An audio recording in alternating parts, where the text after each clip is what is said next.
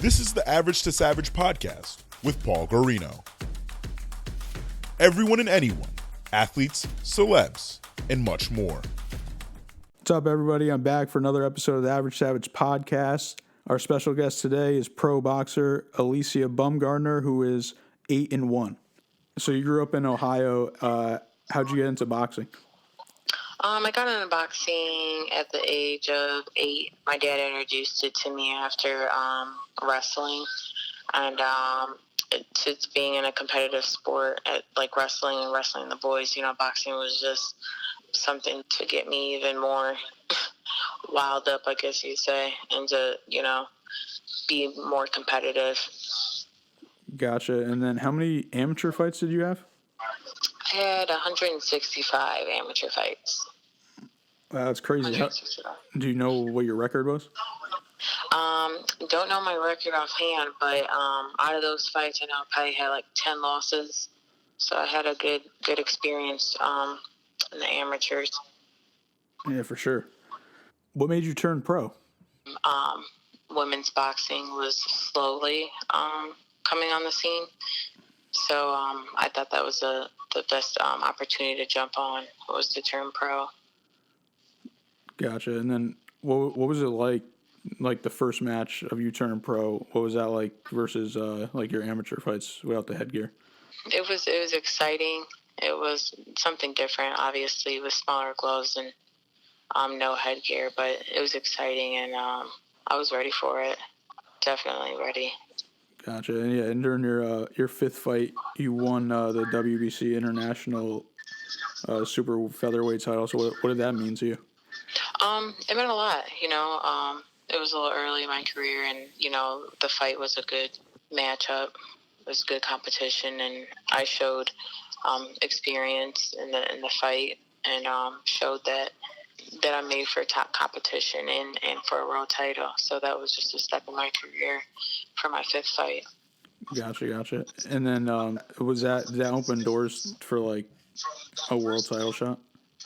Yeah, definitely. It definitely puts you out there in the division, and to be recognized as someone who's here to show women's boxing game that 130 on fire. Yeah, definitely. And then you had your first loss by split decision last year versus Cristina del Valle. Did that give you like more motivation? I've always had the motivation. Mm-hmm. I guess it just gave me, I guess you could say motivation. It just gave me a more of a drive to be a better me. Mm-hmm. Not so much as an athlete, because that comes with it, but to be a better me outside the ring, and knowing your surroundings and everything that leads up to the fight. So knowing your surroundings and knowing what's good for you and what's bad, and to weed out the negativity. So in a sense, yes, it was motivation. I know it was a split decision. Did you think you won the fight? Most definitely. I thought I won. Yeah, I definitely thought I won. So I'm not like too mad about it, because in my eyes I thought I won, and plus it was a split decision. So that kind of says already right there. Yeah. That it could have went either way, but I obviously thought that I pulled the win. It is what it is. Yeah. Would you want to face her again? Yeah, if the opportunity comes to hand, I'll definitely do a rematch. It was a good first fight, so the second one would be even better. Definitely. And I know you're on a 2-fight win streak now, and you just fought this month, and now you're fighting in December. Yep. What's that like? One for the quick turnaround, and so you're already in like shape, I'm assuming, since you just fought.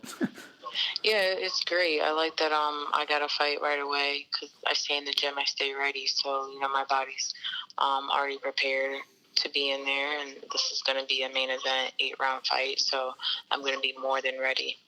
And when you have an opponent, do you look them up? Do you study film? Not really, because I feel like we have to I make adjustments while I'm in the ring, so I know what I got to do and making those adjustments in the ring is important, because you can look at a video, you can study it, but that doesn't mean they're going to fight like that on fight night. Everything's different. So not too much. I don't put too much emphasis on it. And, my coaches, that's when my coach comes in handy to know the training that we're doing. So if I'm not looking at it, he definitely is, or he doesn't even have to either, because, he can make his reads on just the record alone. Yeah, you're fighting a veteran that's 11, 12, and 2 draws, Cristina del Valle Pacheco. How do you see the fight playing out? I see it being a great competitive fight, but I also see an early knockout coming, probably in the 6th round. All right.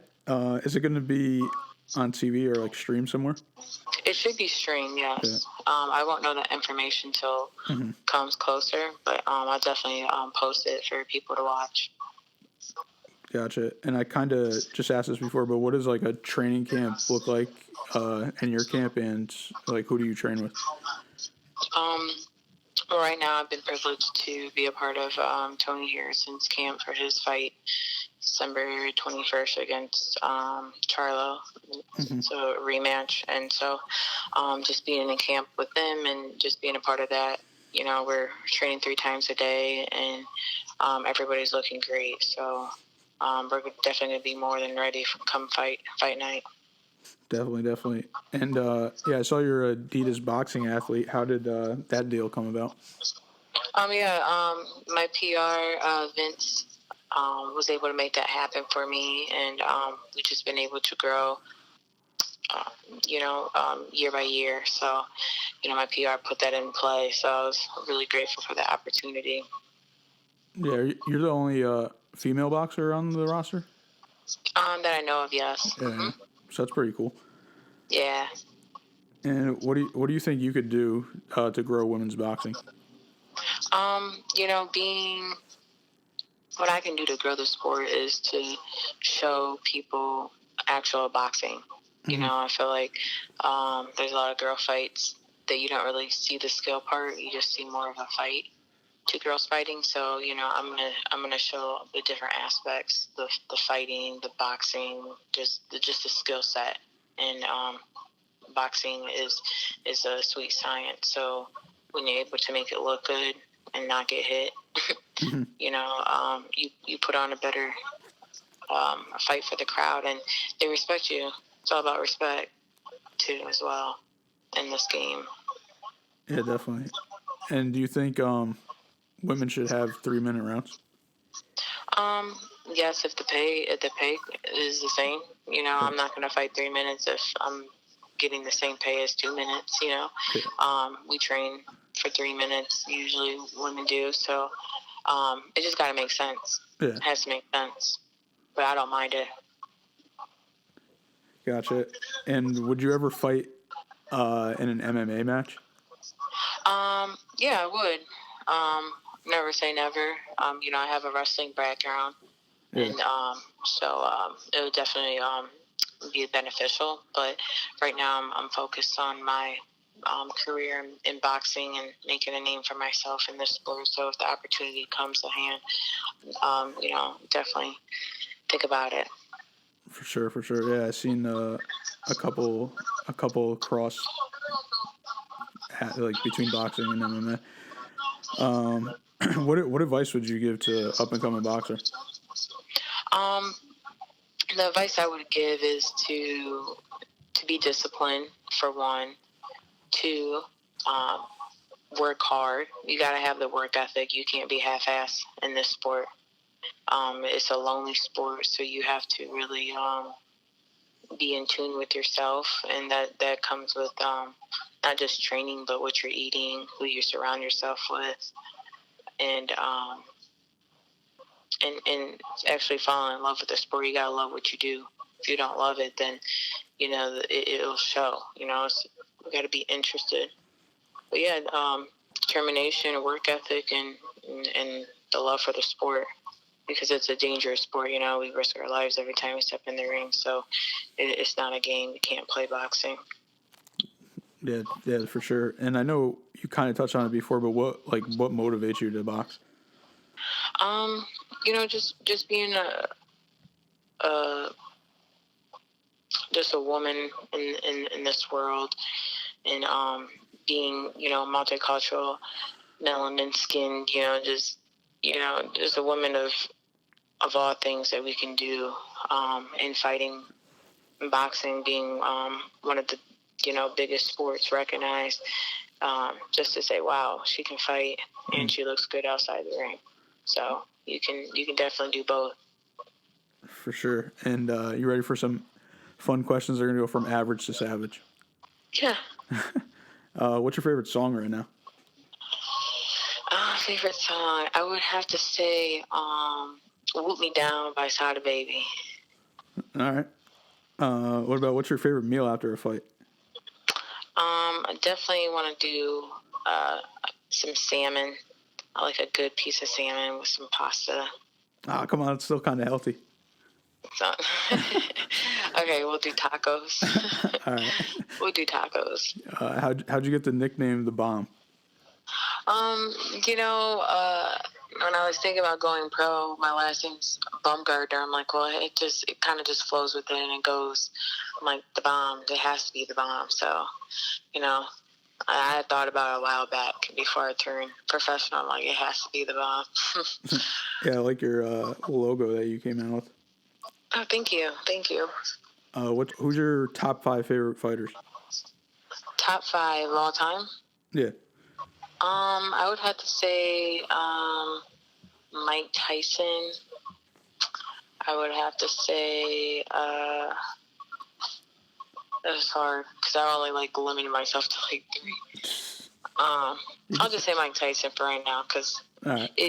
I like to watch a lot of boxers, but I don't really have a top 5 who I like to watch. I got you. It's different. What do you like to do in your free time? Free time, really eating. I like to eat. Maybe go fishing if I can. Just be outdoors. I like to be outdoors.